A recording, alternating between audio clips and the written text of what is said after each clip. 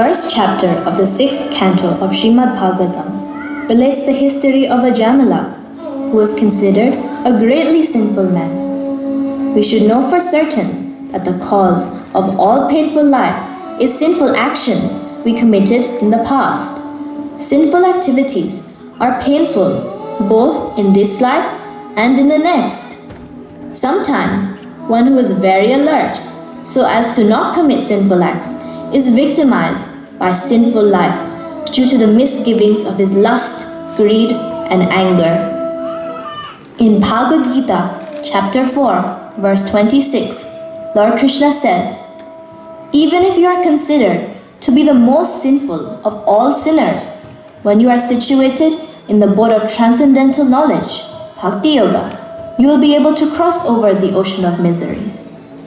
By Bhakti Yoga alone, one can completely avoid the tendency for sinful life.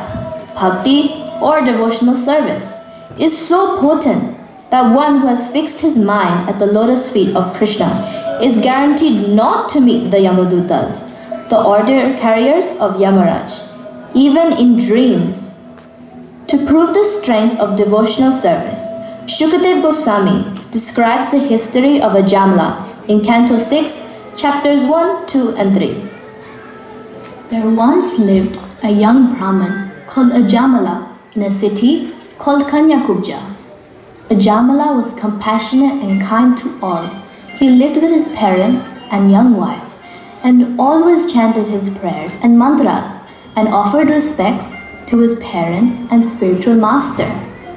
One day, when Ajamil went to the forest to collect fruit and flowers for deity worship, he came across a drunkard man who was shamelessly kissing a prostitute. Ajamil became attracted to this woman, but knew it was not appropriate. Despite his attempts to control his restless mind, he could not get rid of thoughts of her. Eventually, impelled by desire, he moved in with her and fell from his pure lifestyle into degraded habits. He became a cheat, thief, and gambler, and his heart turned cruel. This prostitute bore Ajamil 10 sons. The youngest of them was called Narayan. Ajamil was so attached to his son, Narayan, that he thought of nothing else. He would not even eat or drink before he had fed Narayan. Years rolled on. Ajamil was getting old, and at the advanced age of 88, was still unmindful that death would inevitably draw near. One night, half asleep, he saw approaching him 3 dreadful and ferocious beings holding ropes in their hands. They had twisted faces, long unruly hair on their heads, and their bodily hair was like bristles.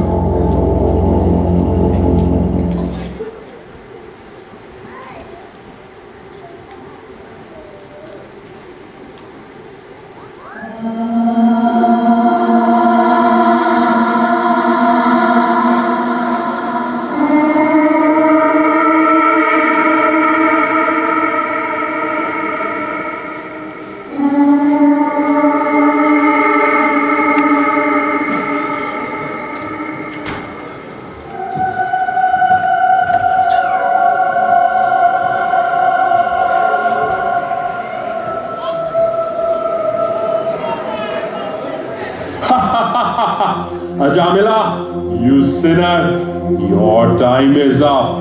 We have come to take you with us to the Lord of Justice, Yamaraj. Come with us. Tahir. Narayana, Narayana, Narayana, Narayana, Narayana, Narayana, Narayana, Narayana, Narayana. The Vishnu Dutas immediately arrived when they heard the holy name of their master from the mouth of the dying Ajamil, who had certainly chanted without offense because he had chanted in complete anxiety. Come on, take him to the court of Yamaraj. Narayana, Narayana, Narayana. No, stop. Do not fear. Do not fear. Vishnudutas, cut open his robes. Who are you that have the audacity to challenge the jurisdiction of Yamaraj? Dear sirs, whose servants are you? Where have you come from? And why are you forbidding us to touch the body of Ajamila? Are you demigods from heavenly planets? Are you sub-demigods? Who are you and why are you obstructing us?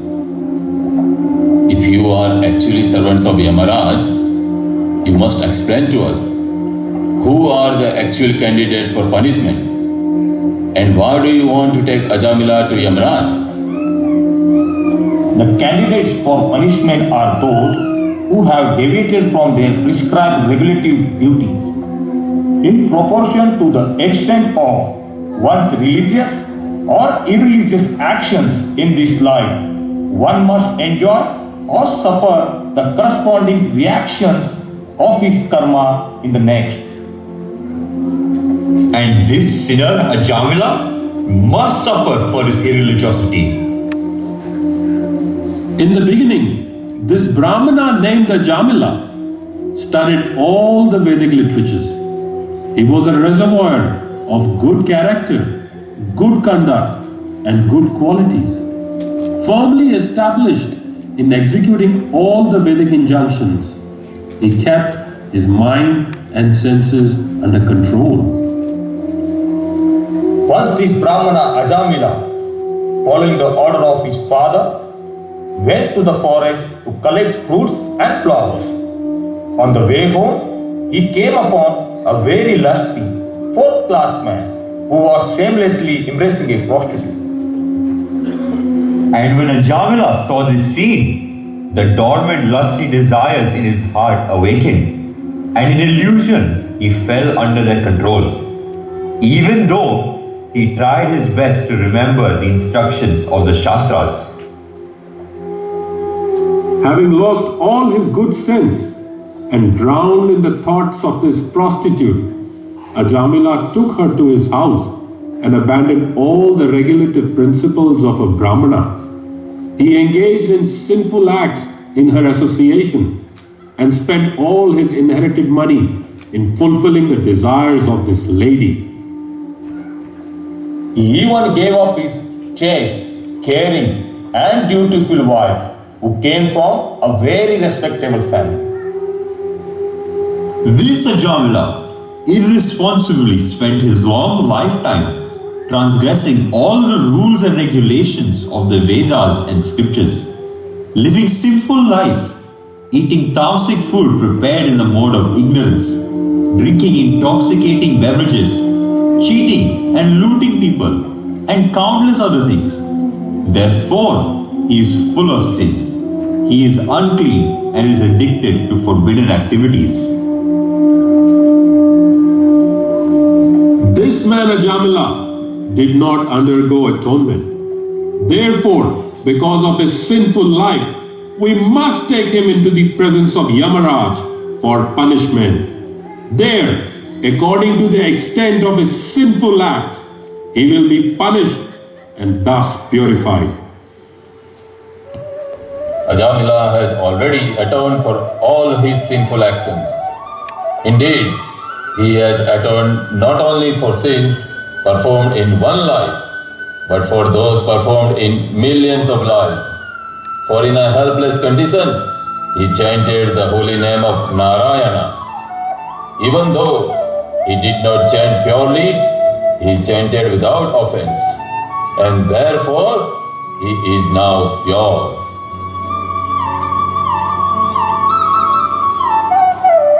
Even previously, while eating and at other times, this Ajamila would call his son, saying, "My dear Narayana, please come here." Although calling the name of his son, he nevertheless uttered the 4 syllables Na, Ra, Ya, Na. Simply by chanting the name of Narayana in this way, he sufficiently atoned for the sinful reactions of millions of lives. At the time of death, this Ajamila helplessly and very loudly chanted the holy name of the Lord, Narayana. That chanting alone has already freed him from the reactions of all sinful life. Therefore, O servants of Yamaraj, do not try to take him to your master for punishments in hellish conditions. As the fire burns dry grass to ashes, so the holy name of the Lord, whether chanted knowingly or unknowingly, burns to ashes without fail all the reactions of one's sinful activities. If a person, unaware of the effective potency of a certain medicine, takes that medicine or is forced to take it will act even without his knowledge, because its potency does not depend on the patient's understanding. Similarly, even though one does not know the value of chanting the holy name of the Lord, if one chants knowingly or unknowingly, the chanting will be very effective. Hence, please leave Ajamila here and give him a second chance. Yes, please return to Yamaloka. Having thus perfectly judged the principles of devotional service with reasoning and arguments, the order carriers of Lord Vishnu released the Brahmana Ajamila from the bondage of the Yamadutas and saved him from imminent death. He was extremely pleased by their presence, for he had seen them save his life from the hands of the servants of Yamaraj. The Vishnudutas saw that Ajamila was attempting to say something, and thus they suddenly disappeared from his presence.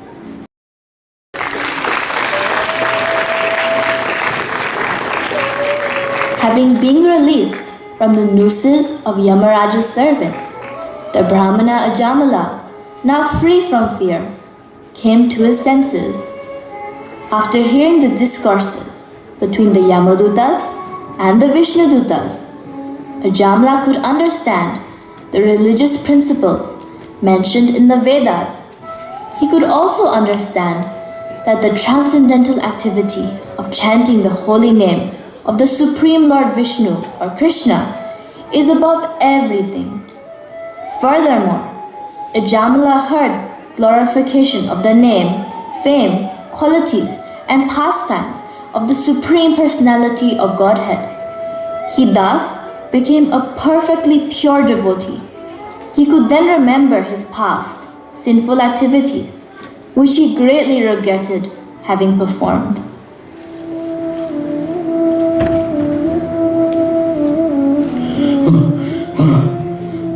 Was this a dream I saw?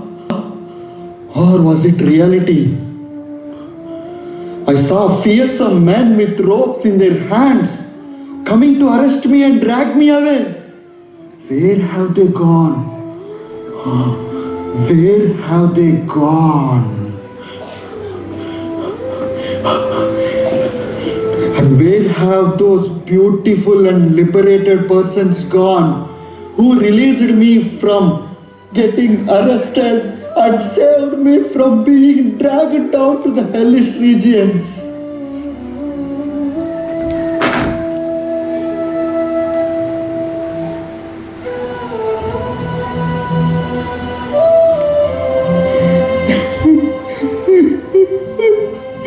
Oh Lord, being a servant of my senses, how degraded I became. I fell down from my position as a duly qualified Brahmana and begot children in the womb of the prostitute. Shame on me. Shame on me.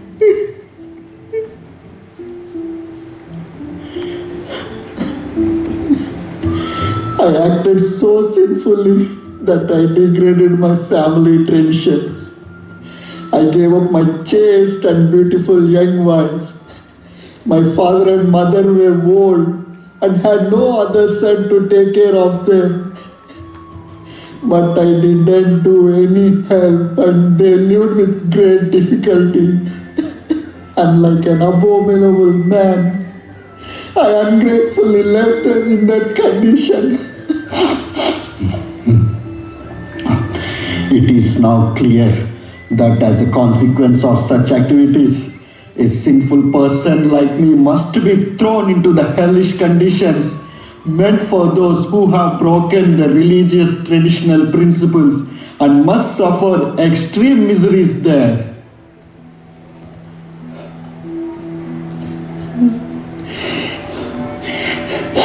If it weren't my past devotional service, how could I, a most unclean keeper of a prostitute, have gotten the golden opportunity to chant the holy name of Lord Narayana when I was just about to die? Certainly it could not have been possible. It could not have been possible.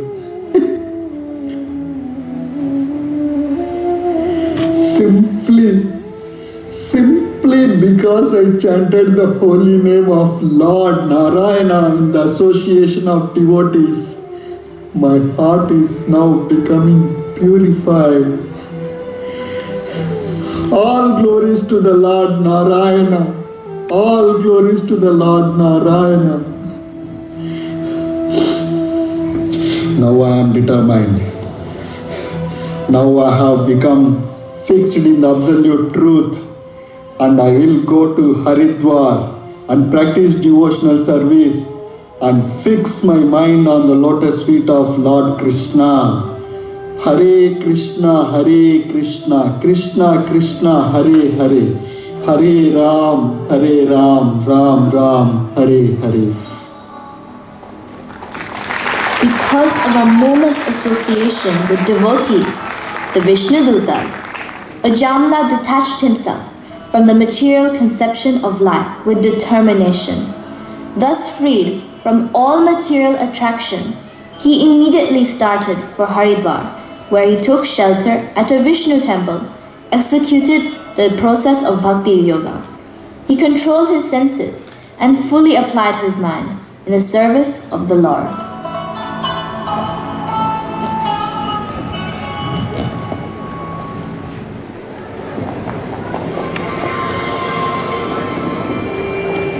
After the servants of Yamaraj had been answered by the order carriers of Lord Vishnu, they went to Yamaraj and explained to him everything that happened. Meanwhile, in Yampuri, the abode of Lord Yamaraj,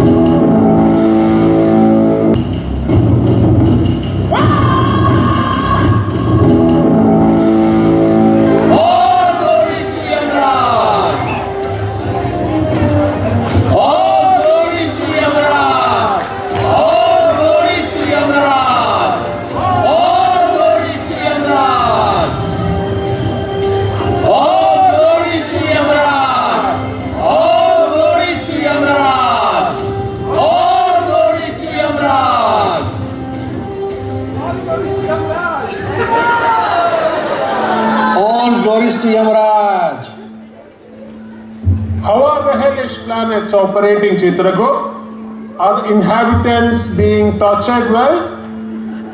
All the 28 hellish planets are working 24/7, my dear Lord.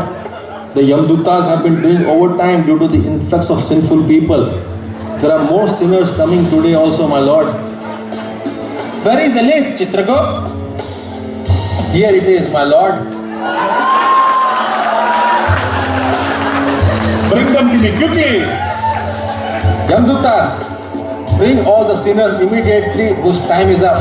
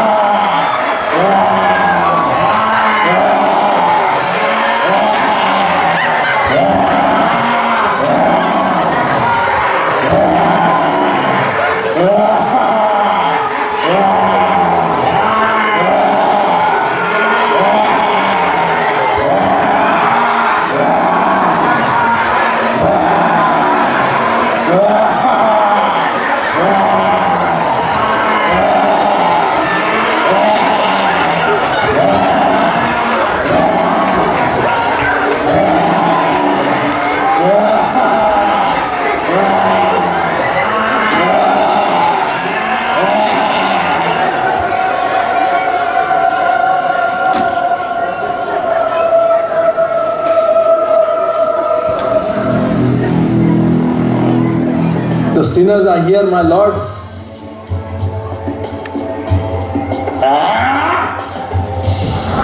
This one is called Ajamil. He cheated another man and had illicit relation with this man's wife. You rascal! Send him to the hell known as Andhata Mishra. There he will be tortured. No. Bring the next one.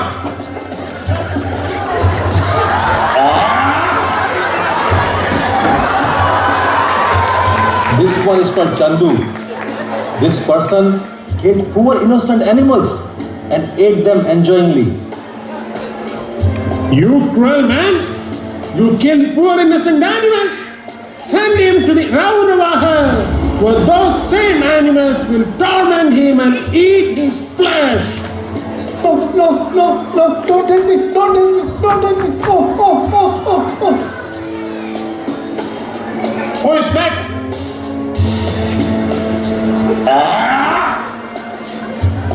This one is called Chiru.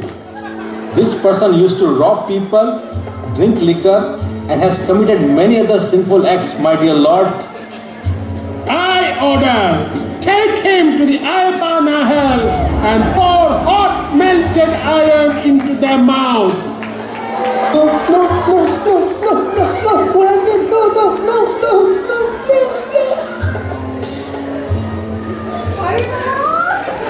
Thus the proceedings of the Yamaloka continued, as sinners were brought in front of Yamaraj for justice, and Yamaraj delivered impeccable judgment based on their past sinful deeds.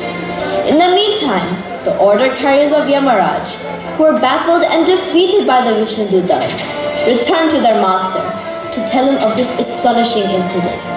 My dear Lord, it's time for me to inspect the hellish planets. May I please take your leave?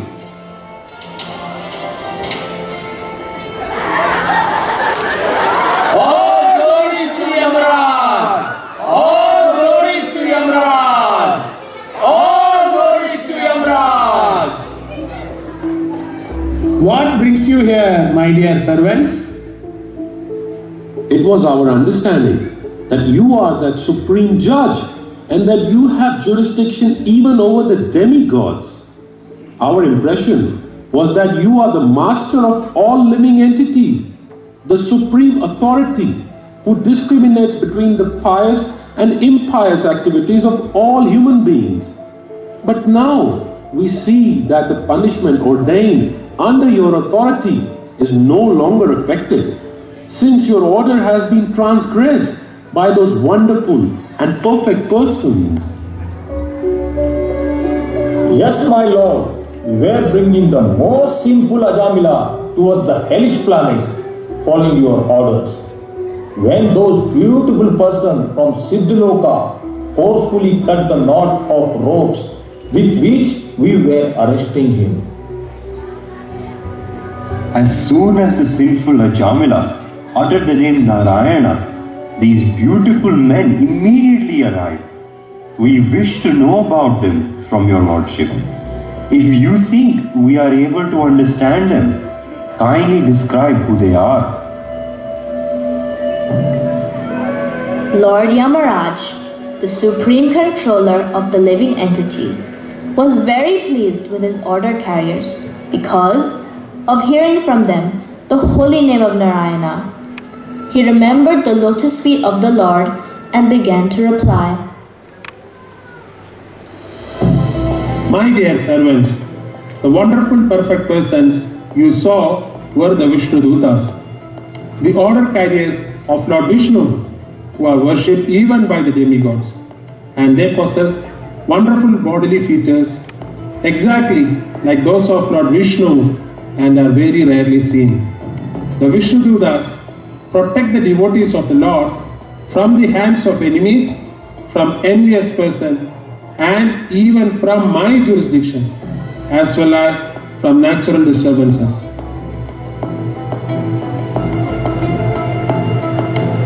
Devotion service or bhakti, beginning with the chanting of the holy name of the Lord, is the ultimate religious principle for the living entity in human society.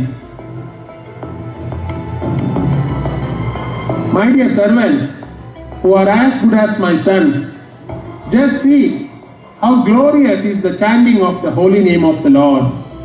The greatly sinful Ajamila chanted only to call his son, not knowing that he was chanting the Lord's holy name. Nevertheless, by chanting the holy name of the Lord, he remembered Narayana, and thus he was immediately saved from the ropes of death. My dear servants, please do not approach such devotees, for they have fully surrendered to the lotus feet of the Supreme Personality of Godhead. Please bring to me only those sinful persons who do not use their tongues to chant the holy name and qualities of Krishna, whose hearts do not remember the lotus feet of Krishna even once, and whose heads do not bow down even once before Lord Krishna. Send me those who do not perform their duties towards Vishnu, which are the only duties in human life. Please bring me all such fools and demonic people. Oh my Lord, my servants have surely committed a great offense by arresting a Vaishnava such as Ajamila. O Narayana, O Supreme and oldest person, please forgive us. Because of our ignorance, we fail to recognize Ajamila as a servant of your Lordship, and thus we have certainly committed a great offense. Therefore, with folded hands we beg your pardon. My Lord, since you are supremely merciful and are always full of good qualities, please pardon us. We offer our respectful obeisances unto you, my Lord. Please forgive us. After hearing from the mouth of their master about the extraordinary glories of the Lord and his name, fame, and attributes, the Yamadutas were struck with wonder. Since then, as soon as they see a devotee, they fear him and dare not look at him again.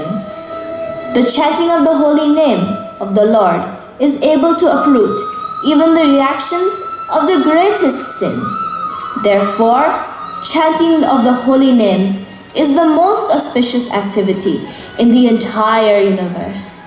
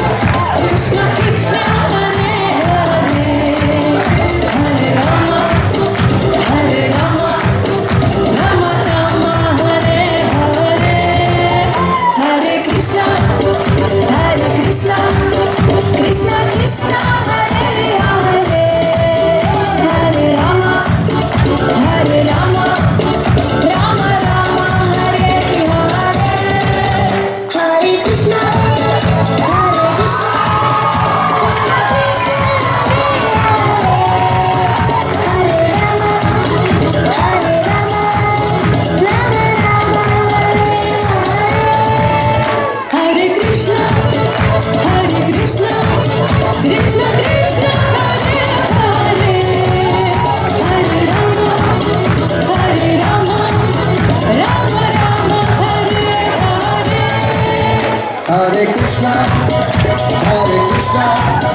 Krishna Krishna, Hare Hare, Hare Rama, Rama Rama, Hare Hare. Hare Krishna,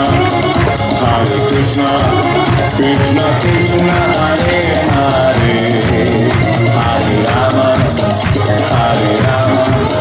Rama Rama, Hare Hare. Hare Krishna, Krishna Krishna, Hare Hare, Hare Rama, Rama Rama, Hare Hare. Hare Krishna, Krishna Krishna, Hare